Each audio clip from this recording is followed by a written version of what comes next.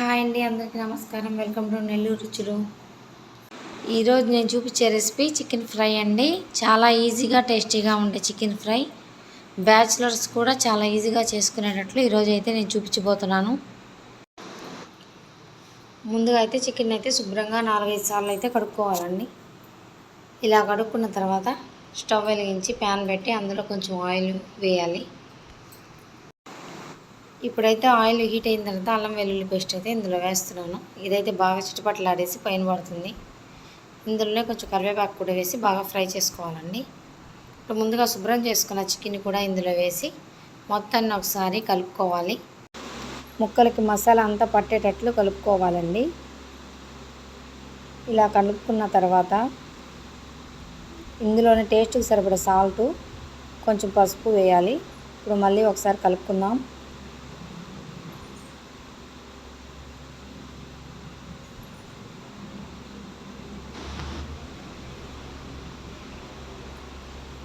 ఇప్పుడు ఇందులోనే కొంచెం ధనియాల పొడి, కొంచెం కారం కూడా వేసేద్దాం. మీకు కొంచెం మిరియాల పొడి ఉంటే అది కూడా వేసుకోవచ్చండి. నేను కారం మాత్రమే వేస్తున్నాను. ఇప్పుడైతే అంతా కలిపి ఒకసారి మూత పెట్టేద్దాం. ఒక 10 మినిట్స్ తర్వాత ఇట్లాగా చూసేసరికి వాటర్ అయితే పైకి వచ్చాయి. వాటర్ అయితే అసలు పోయాల్సిన అవసరమే లేదు. ఇది సిమ్లో పెట్టి 15 మినిట్స్ అట్లా మూత పెట్టేస్తే వాటర్లో ఉండే వాటర్ పైకి వచ్చేస్తుంది. ఇలా అంతా ఒకసారి కలుపుకుంటూ వాటర్ అంతా ఇంకిపోయేలాగా ఫ్రై చేసుకోవాలండి. ఇప్పుడైతే ఒక 10 మినిట్స్ మూత పెట్టేద్దాం. ఇలా దగ్గరగా వచ్చింది కదా. ఇప్పుడైతే ఒక ఆనియన్ కట్ చేసి ఇందులో వేసుకున్నాను. ఇట్లా వేయడం వల్ల టేస్ట్ మనకి డిఫరెంట్గా తెలుస్తుంది. ముందే వేసి వేయించుకోకూడదండి. ఇట్లా దగ్గరగా వచ్చినప్పుడు మనం ఉల్లిపాయ వేయాలి. ఇలా అడుగంటకుండా కలుపుతూ చికెన్ని మూత పెట్టుకొని తీసుకుంటూ ఫ్రై చేసుకోవాలండి.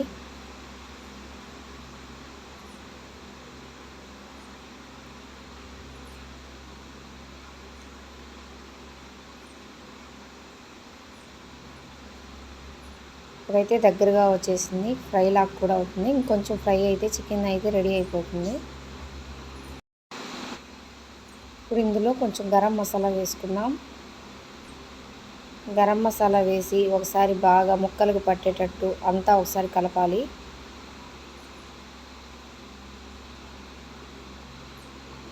ఇట్లా కలుపుకుంటూ ఫ్రై చేసుకోవాలండి.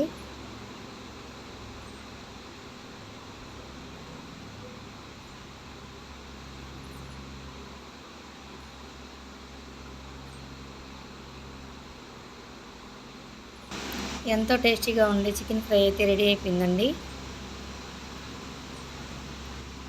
చూడండి, ముక్క పట్టుకొని చూస్తే ఎంత మెత్తగా ఉడికిపోయిందో. మీకు నా వీడియో నచ్చినట్లయితే లైక్ చేయండి, షేర్ చేయండి, సబ్స్క్రైబ్ చేయండి.